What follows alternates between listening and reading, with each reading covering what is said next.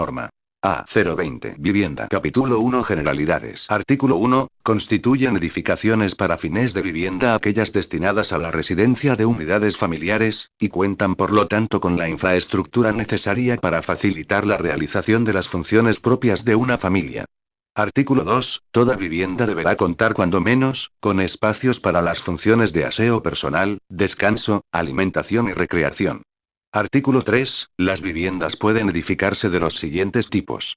Unifamiliar, cuando se trate de una vivienda sobre un lote de terreno independizado; multifamiliar, cuando se trate de dos o más viviendas en una sola edificación y donde el terreno es de propiedad común. Conjuntos residenciales, cuando se trate de dos o más viviendas en varias edificaciones independientes y donde el terreno es de propiedad común. Artículo 4. Las viviendas deberán estar ubicadas en las zonas residenciales establecidas en el plano de zonificación o en zonas urbanas con zonificación compatible.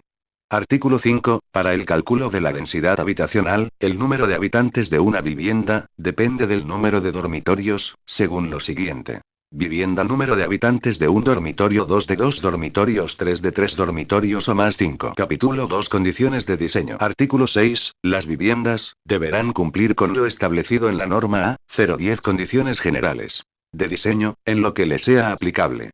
Artículo 7. Las dimensiones de los ambientes que constituyen la vivienda serán aquellas capaces de permitir el amoblamiento mínimo requerido para la función propuesta, acorde con el número de habitantes de la vivienda. Las dimensiones de los muebles se sustentan en las características antropométricas de las personas que la habitarán. Artículo 8. El área techada mínima de una vivienda sin capacidad de ampliación, departamentos en edificios multifamiliares o en conjuntos residenciales sujetos al régimen de propiedad horizontal, es de 40 mt2. El área techada mínima de una vivienda unifamiliar en su forma inicial, con posibilidad de expansión, es de 25 mt2. Estas áreas mínimas no son de aplicación para las viviendas edificadas dentro de los programas de promoción del acceso a la propiedad privada de la vivienda. Artículo 9. Los ambientes de aseo podrán prestar servicio desde cualquier ambiente de la vivienda. La cocina podrá prestar servicio desde el comedor, estar comedor o desde una circulación que la integre a él. La lavandería podrá prestar servicio desde la cocina o desde una circulación común a varios ambientes. Artículo 10. Las escaleras y corredores al interior de las viviendas, que se desarrollen entre muros, deberán tener un ancho mínimo de 0,90 m. Las escaleras que se desarrollen en un tramo con un lado abierto o en dos tramos sin muro intermedio, podrán tener un ancho mínimo de 0,80 m. Artículo 11. Podrá construirse edificaciones de 6 niveles sin ascensores, siempre y cuando el quinto nivel corresponda a un departamento tipo dúplex, y el edificio no cuente con semisótano. Artículo 12. El acceso a las viviendas unifamiliares deberá tener un ancho mínimo de 0,90 m. Los accesos a las viviendas multifamiliares y conjuntos residenciales deberán cumplir con lo establecido en la norma A120. Accesibilidad para personas con discapacidad. Artículo 13. En el caso de viviendas unifamiliares podrá plantearse su ejecución por etapas, siempre que la unidad básica o núcleo básico cumpla con el área establecida en el artículo 8 de la presente norma y se proporcione al adquiriente los planos de la vivienda completa, aprobados por la municipalidad correspondiente. Artículo 14. Las viviendas pueden edificarse simultáneamente con la habilitación urbana. En caso de viviendas que se puedan ampliar, el diseño arquitectónico y estructural, así como el sistema constructivo a emplear, estarán concebidos de tal manera que sus ampliaciones puedan ser ejecutadas por el propietario. Artículo 15. Las edificaciones de vivienda tendrán como mínimo un estacionamiento por cada 3 unidades de vivienda. En las habilitaciones urbanas tipo 5 para vivienda unifamiliar, no será exigible estacionamiento al interior de los lotes. Capítulo 3. Características de las viviendas. Artículo 16. La vivienda debe permitir el desarrollo de las actividades humanas en condiciones de higiene y salud para sus ocupantes, creando espacios seguros para la familia que la habita, proponiendo una solución acorde con el medio ambiente circundante. Los ambientes deberán disponerse de manera tal que garanticen su uso racional, empleando materiales que demanden un bajo grado de mantenimiento. Los constructores de viviendas deberán informar a los propietarios sobre los elementos que constituyen su vivienda, sus necesidades de mantenimiento y el funcionamiento de las instalaciones eléctricas, sanitarias, de comunicaciones, de gas y mecánicas si fuera el caso. Artículo 17. En la edificación de viviendas se deberá verificar previamente la resistencia y morfología del suelo mediante un estudio. El suelo debe tener características que permitan una solución estructural que garantice la estabilidad de la edificación. Igualmente deberá verificarse el estado de las edificaciones colindantes con el fin de contar con una propuesta que no comprometa la estabilidad y seguridad de las edificaciones vecinas. Las viviendas deberán ser edificadas en lugares que cuenten con instalaciones de servicios de agua y energía eléctrica o con un proyecto que prevea su instalación en un plazo razonable. En caso de existir agua subterránea deberá preverse una solución que impermeabilice la superficie construida en contacto con el suelo, de manera que se evite el paso de la humedad del suelo hacia el interior de la vivienda. Las superficies exteriores expuestas a la acción del agua por riego de jardines o lluvia deberán estar protegidas e impermeabilizadas para evitar el paso del agua por capilaridad, hasta una altura de 0,15 mts. Por encima del nivel del suelo exterior. Artículo 18. Los materiales constitutivos de los cerramientos exteriores deberán ser estables, mantener un comportamiento resistente al fuego, dotar de protección acústica y evitar que el agua de lluvia o de riego de jardines filtre hacia el interior. Artículo 19. Las ventanas que dan a los ambientes iluminación y ventilación deberán tener un cierre adecuado a las condiciones del clima, y contar con carpintería de materiales compatibles con los materiales del cerramiento. Los vidrios que no cuenten con carpintería de soporte en todos sus lados, deberán ser templados. Las ventanas deberán ser de fácil operación y en todos los casos permitir su limpieza desde la habitación de ventilan. El alféizar de una ventana será cuando menos de 0,90 mts. En caso que esta altura sea menor, la parte de la ventana entre el nivel del alféizar y los 0,90 mts deberá ser fija y el vidrio templado o con una baranda de protección interior o exterior con elementos espaciados un máximo de 0,15 mts. Los vidrios deben ser instalados con tolerancias suficientes como para absorber las dilataciones y movimientos sísmicos de baja intensidad. Las puertas con superficies vidriadas deberán tener bandas señalizadoras entre 1,20 mts y 0,90 mts. De altura. Artículo 20. Los tabiques interiores deberán tener un ancho mínimo de 0,10 mts. Entre ambos lados terminados.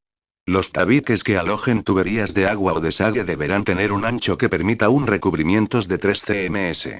Entre la superficie del tubo y la cara exterior del tabique acabado. La altura mínima de los tabiques divisorios de zonas no cubiertas, patios y jardines, entre viviendas, será de 2,40 mts. Contados a partir del piso terminado del ambiente con nivel más alto. Artículo 21. Las montantes verticales de agua fría, caliente, desagüe o electricidad deberán estar alojadas en ductos uno de cuyos lados debe ser accesible con el fin de permitir su registro, mantenimiento y reparación. Las tuberías de distribución interiores empotradas en cocinas y baños deberán seguir cursos que eviten su interferencia con la instalación de mobiliario y su recorrido deberá estar señalizado.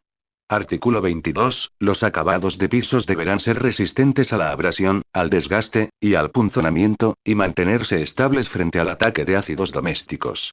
Los pisos exteriores no deberán ser deslizantes cuando se encuentren mojados. Los pisos de las cocinas deberán ser resistentes a la grasa y aceite. Artículo 23. Las cubiertas deberán ser resistentes al viento y evitar la filtración de agua hacia el interior de la vivienda. Los techos, azoteas o terrazas transitables, deberán contar con parapetos de protección de un mínimo de 1 mt de altura. El último techo de una vivienda unifamiliar de varios pisos o multifamiliar, deberá tener un aislamiento térmico que permita un nivel de confort similar al de los demás pisos. Los techos deben contar con un sistema de evacuación del agua de lluvias hasta el suelo o hasta el sistema de alcantarillado. No deberá ser posible el empozamiento de agua de lluvias. Las cubiertas inclinadas deben ser capaces de soportar el uso de personas para reparación o mantenimiento. Artículo 24. Las edificaciones para vivienda estarán provistas de servicios sanitarios, según lo que se establece a continuación. Viviendas hasta 25 mt2, como mínimo, con 1 inodoro, 1 ducha y 1 lavadero. Viviendas con más de 25 mt2 contarán, como mínimo, con 1 inodoro, 1 lavatorio, 1 ducha, 1 lavadero. Artículo 25. Las tuberías de instalaciones sanitarias deben estar identificadas para su reparación. Todos los ambientes de aseo o donde se encuentre un aparato sanitario deberán contar con una válvula de control y un sumidero capaz de recoger el agua que pudiera fugar en un desperfecto. Artículo 26. Las instalaciones eléctricas serán de una tensión de 220 voltios y contar con dispositivos automáticos de interrupción por sobrecarga, y podrán ser empotrados o visibles. En este último caso deberán estar protegidos. Los medidores de consumo podrán ser monofásicos o trifásicos, y se deberá proveer uno por vivienda. Las instalaciones de comunicaciones deberán contar con cajas de recepción de los servicios que puedan ser atendidas desde el exterior de las viviendas o desde las zonas de uso común. Las viviendas unifamiliares deberán estar preparadas para recibir al menos una salida de telefonía fija. Además de lo anterior, las viviendas multifamiliares y conjuntos residenciales deberán contar con un enlace para intercomunicador con el ingreso o portería, y una conexión a información por cable. Artículo 27. Las instalaciones de gas deberán contar con medidores individuales para cada vivienda, los mismos que estarán colocados al exterior de la vivienda o en un lugar de uso común. Las canalizaciones de la red de conducción de gas serán visibles, exteriores y alojadas en espacios protegidos de golpes accidentales. Los equipos que funcionen a gas tendrán una llave individual de control. Los calentadores de agua de gas deberán estar ubicados en lugares con una ventilación directa permanente hacia el exterior. Artículo 28. Las viviendas edificadas dentro de los programas de promoción del acceso a la propiedad privada de la vivienda, serán construidas con materiales y sistemas constructivos normalizados por el Servicio Nacional de Normalización, Capacitación e Investigación para la Industria de la Construcción SENCICO, pudiendo las instalaciones eléctricas y sanitarias ser sobrepuestas o empotradas. En las nuevas habilitaciones urbanas tipo 5, correspondiente a este tipo de programas, no será exigible área libre mínima al interior del lote, siempre que los ambientes resuelvan su iluminación y ventilación en concordancia con lo dispuesto en la norma A010 Condiciones Generales de Diseño del presente reglamento.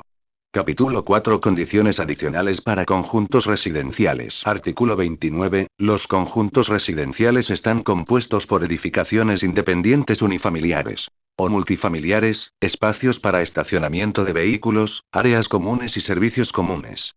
El objeto de un conjunto residencial es posibilitar el acceso a servicios comunes que generan un beneficio a sus habitantes. Estos servicios son: recreación pasiva, áreas verdes y mobiliario urbano, recreación activa, juegos infantiles y deportes, seguridad, control de accesos y guardianía, y actividades sociales, salas de reunión. Las partes no techadas de las viviendas podrán estar delimitadas por paramentos transparentes o vivos. Las distancias entre las edificaciones, así como los pozos de luz, deberán respetar lo dispuesto en la norma A010. Condiciones generales de diseño.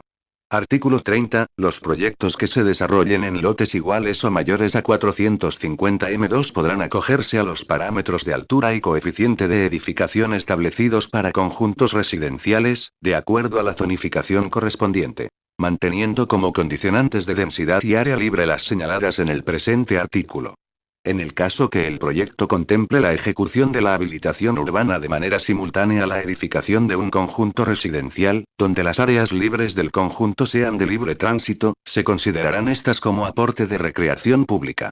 No se tomará en cuenta para este caso las áreas libres destinadas a pasajes peatonales y vehiculares.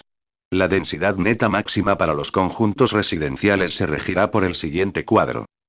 Zonas residenciales. 1,300 habitantes/hectárea de densidad media R3, zonas residenciales. R4, R5, R6 y R8 2,250 habitantes/hectárea. Artículo 31. En los conjuntos residenciales, cuando se trate de construcciones de vivienda unifamiliar, se permitirá el crecimiento hasta un máximo de 3 niveles, pudiendo solo en estos casos autorizarse su construcción por etapas.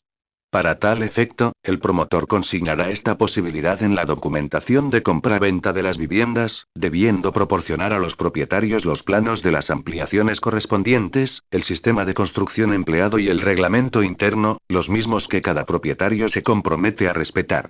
Artículo 32. La entidad prestadora de servicios de saneamiento instalará, además del medidor o medidores para las áreas comunes del conjunto residencial, un medidor de agua para cada una de las viviendas integrantes del conjunto residencial.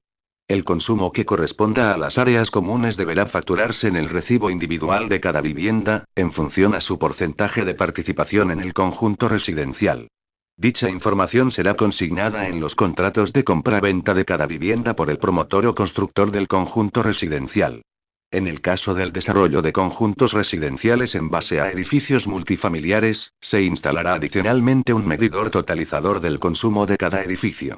El consumo que corresponda a las áreas comunes del edificio, deberá facturarse en el recibo individual de cada unidad de vivienda. En este caso, el consumo registrado por el medidor o medidores de las áreas comunes del conjunto residencial se facturará por separado a la Junta de Propietarios. De igual forma se procederá para los casos en que además de edificios multifamiliares se incluyan viviendas unifamiliares. El mantenimiento de los sistemas de abastecimiento de agua al interior del conjunto residencial se realizará por la entidad prestadora de servicios hasta el ingreso a las viviendas o edificios multifamiliares. Las redes principales de agua potable y alcantarillado deberán ubicarse en áreas libres o debajo de vías de sección no menor a 7,20 mililitros, y a una distancia no mayor de 25,00 mililitros de los ingresos señalados. El reglamento interno establecerá las facilidades de acceso, para el mantenimiento de las redes sanitarias. En los casos en que el sistema se resuelva a través de un reservorio central, su mantenimiento también estará a cargo de la empresa prestadora de servicios. Las empresas prestadoras de servicios de saneamiento podrán evaluar alternativas técnicas distintas a los reservorios a que se refiere el párrafo anterior, aceptando aquellas que garanticen las presiones mínimas de servicios en los diferentes niveles de las edificaciones, según lo normado por el presente Reglamento Nacional de Edificaciones. Artículo 33. La entidad prestadora de servicios de electricidad instalará, además del medidor o medidores para las áreas comunes del conjunto residencial, un medidor para cada una de las viviendas integrantes del conjunto residencial. El consumo que corresponda a las áreas comunes, deberá facturarse en el recibo individual de cada vivienda, en función a su porcentaje de participación en el conjunto residencial. Dicha información será consignada en los contratos de compra-venta de cada vivienda por el promotor o constructor del conjunto residencial. En el caso del desarrollo de conjuntos residenciales en base a edificios multifamiliares, se instalará adicionalmente un medidor para las áreas interiores comunes de cada edificio. El mantenimiento de los sistemas de abastecimiento de energía al interior del conjunto residencial o al interior de cada edificio, será administrado por la correspondiente Junta de Propietarios. Capítulo 5. Condiciones de diseño para proyectos de densificación urbana. Artículo 34. En los proyectos de densificación urbana, en donde se incremente el número existente de viviendas sobre un lote, se podrá hacer uso de los retiros o áreas libres existentes para establecer las circulaciones que vinculen las nuevas unidades de vivienda a la vía pública. No será exigible la provisión de estacionamientos. Artículo 35. La altura máxima será de 4 pisos y no será exigible área libre mínima al interior del lote, siempre que los ambientes resuelvan su iluminación y ventilación en concordancia con lo dispuesto en la norma A. 010. Condiciones generales de diseño.